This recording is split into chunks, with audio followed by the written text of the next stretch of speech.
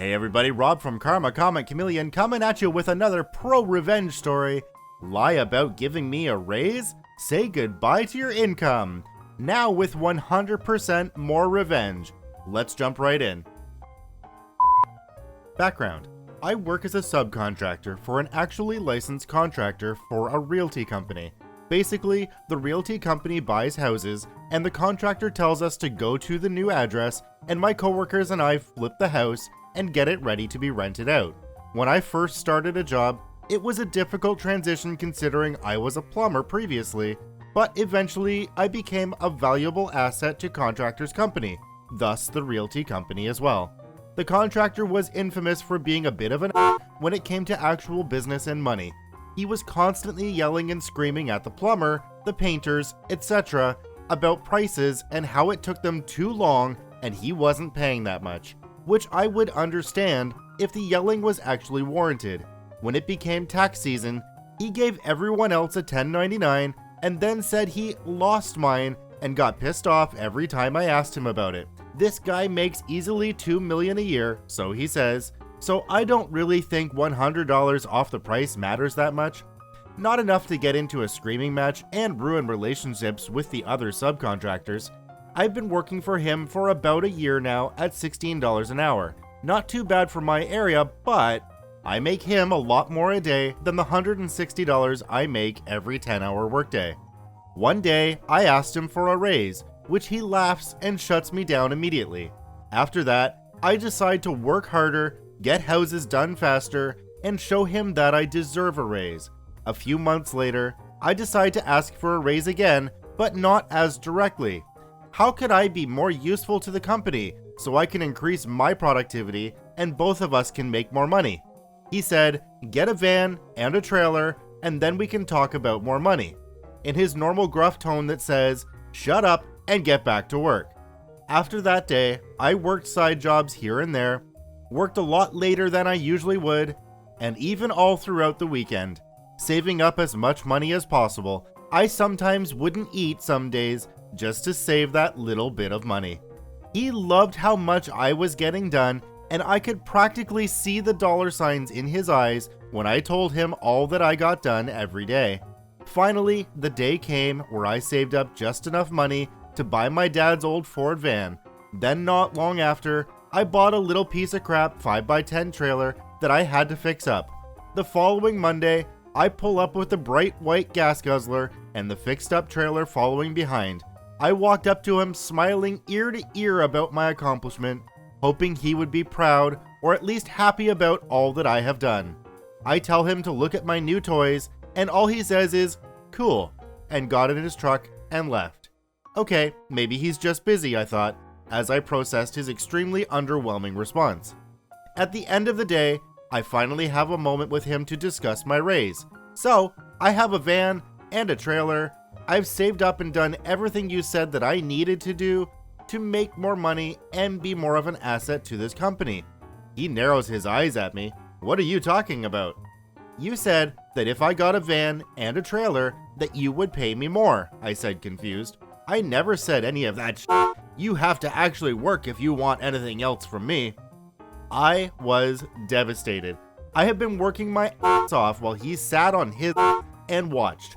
I followed every instruction, completed in the very least 2 houses a week, which he makes about $5,000 per house or so, he says. And he acts like I do nothing for the company. I swallowed my pride and let out a quick, yes sir, and left his office. I was finally tired of dealing with contractor. Tired and defeated, I decided it was time to start looking for other jobs that actually had the possibility to move up. Then the company electrician gave me an idea.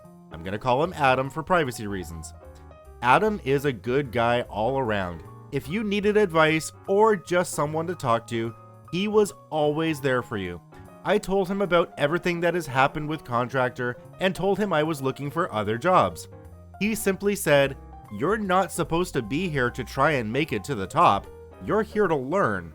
Learn everything you can, and then one day you'll be the contractor. A better one than contractor for sure. Why not look into getting your general contracting license? It's not hard, you just have to work for it. That's what I did to an extent.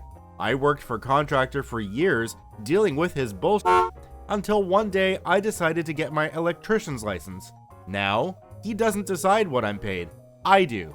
That is, if he wants me to work for him. And if not, then I have other customers to make my living. I took his words to heart and came up with a plan. Revenge. I did some research on becoming a general contractor in my state. Requirements differ in other states. Basically, I would need books to learn the material, references, a bank reference, and to pass the test. The books were pretty expensive. With bills, taking care of my family, and a monthly van payment, it seemed impossible for now, until I found a group following in my area that needed a handyman to do a variety of things. Perfect. Extra money. Soon, my name started blowing up in my small town. I did everything from repairing fences to installing toilets. I took everything I learned from plumbing and from working for Contractor and used it to build a reputation. References? Check. This is when I decided it was time to open my own business. Again, I did my research and learned all I had to do to open said business. I'll spare you the details, but it was basically business license, how to get an LLC, liability insurance, think of a name not already taken, blah blah blah. It took a while, but I sent in all that I had and prayed to whatever God is there for me to be invited to take the test. I waited and waited until about 3 weeks, and finally, I got a letter inviting me to the next test. It was a 3-hour drive and on a Tuesday. Great, another speed bump. Have to miss work and pay $300. The day of the test came and I panicked. It was open book, but I eventually ran out of time and didn't get to finish. I was so disappointed in myself that I basically gave up. I just decided to keep working my job and a little side business. A week later, I was holding my son. He was a beautiful blonde-haired, blue-eyed reflection of myself. After I managed to get him to sleep, I stared at him and wondered if I would be able to give him a better life than I had. I remember growing up in trailers, being hungry, and made fun of at school because I wore clothes from Walmart. Not the best way to grow up, but I had a roof over my head. I always wanted video games that my friends had, but never got it. I wanted to go to trampoline parks and water parks. I've only been once in my entire life. That's about when my resolve renews itself within me. I had to do this, not only for me, but for him. I saved up all over again and came up with the $300 and requested for a retake of the test. I took practice tests online, so I was ready. The day came and I barely managed to pass, but I still passed the test and received my license. Now time for the fun part. With all of the time passing, I became pretty close friends with the owner of the realty company, going to barbecues, stopping to tell him some corny joke I saw on Facebook. He loved puns, and doing extra tasks not under Contractor. One day, I came into his office and saw some invoices from Contractor on his desk. I just said, "Wow, that's how much you're paying him? Dude, he should at least take it a little bit easy on you, being that you've known each other for so long." He just nodded and said, "You think so?" And he just looked at the papers more. Since then, I would say little comments about how much Contractor was being paid and how many houses we could buy with that money. Just planting seeds in his mind that I slowly water until they turn into a beautiful garden of resentment. Finally, owner calls me and wants me to come to his house for a beer and to talk business. We've done this a few times before. It's usually about his wife or the last time he played golf. I pull into his driveway and he told me to meet him out back. After the usual "how are yous," he tells me that him and Contractor had a bit of an argument and they are limiting him from now on. Then he turned to me and said, "There's a meeting Friday. I want you there at 9 o'clock. I hesitate. I wasn't sure what it could have been. You know how your parents would ask, "Do you have something to tell me?" And as a kid, you would go into panic and think about all the bad shit you did at school. No? Just me? Okay. Sure, I'll be there, I managed to say calmly through a scrambled mind. A few beers and stories about fishing trips, I headed home. That was today. I was so excited to write this. I started as soon as I got home. The meeting is Friday. Update, it happened, oh my freaking god. So I went to the meeting this morning, and as I came in, everyone shook my hand. Some I've seen before and said my "hi, how are yous" to. Others I have never met in my life. This was an investor meeting. Some of these people are worth figures in the 9 digits. I was internally freaking out after finding out, but if you've read, you'd know I know how to keep my cool. After our greetings, we sat down and waited. It wasn't clear who we were waiting on until an hour later, contractor walks in with his usual stained t-shirt and cargo shorts, while I am in a nice dress shirt and tie. Figured I would look nice for this. Everyone made a face and greeted contractor while we got settled again. Contractor didn't seem to notice me until we all sat back down. I saw him do a double take and give me a look that said, "What the f are you doing here?" I had requested off today, so I could only imagine what he was thinking. After introducing the new investors to the old investors, owner got started saying about how we were going to have an amazing 2019 and an amazing future for the company. I suppose he was just hyping up the new guys so they would invest more. About 2 hours of production values and budget stuff, blah blah. He turned to me and said, "I would just like to take the time to congratulate OP for passing the general contractor's exam and his newly acquired business." I smiled and thanked him, then he continued, "As we are growing, we have a demand for new and inspiring people within our company. After hearing about OP's success in both our company and his, I would like to personally ask him a question in front of the whole team." My heart pounding in my throat as each word sounded slower than the last. I took a side glance at contractor that is visibly sweating at this point. "OP, how would you like to be our new property manager? You may still have your business and do your own work, but we will pay you exclusively to be our personal contractor and help take care of all new and old properties." Everyone turns to me and I take a second to respond. Just then, contractor stands up and says, "What the f? I'm your goddamn contractor. I've been your contractor for over a decade.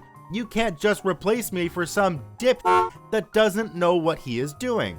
Owner smugly looks at contractor and says, "We're not replacing you. You will just answer to him now.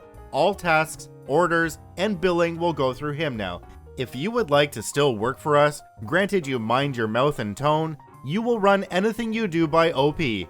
Contractor looks enraged. He turns to me, "You're fired. You have no business here anymore now. Leave." Owner chuckles and says, "You don't have that power anymore, as long as OP agrees to my question." I turn to him and say, "Are you sure you can afford me?" I laugh and shake his hand. "Yes, this is all I have ever wanted. All that I have worked for. Now we can get some real work done." I have to admit something. I've been practicing that response since I was asked to come to this meeting. Laugh out loud. Contractor stormed out of the room, slamming the door behind him, and I didn't see him for the rest of the day. After he left, we continued to discuss the goals for this year, and it's out they bought 60 new houses for me to work on with the investors' money, and he just looked at me and said, "Can you handle that?" I happily said, "Yes, sir," trying to keep my eyes from watering. All I thought about was my family and how proud they would be of me. In a little under a year, I received a great license, my own business, and pretty much non-stop work. If there's anything you guys reading can take from this, I hope it will be this: don't settle in life. Be hungry to better yourself and be the best person you can be. The only person stopping you is yourself. This is what ProRevenge is all about. The underdog that becomes the winner. This is Rob from Karma Comic Chameleon saying thanks for watching. Remember to subscribe, like, and share the video with your friends, and we'll see you in the next one.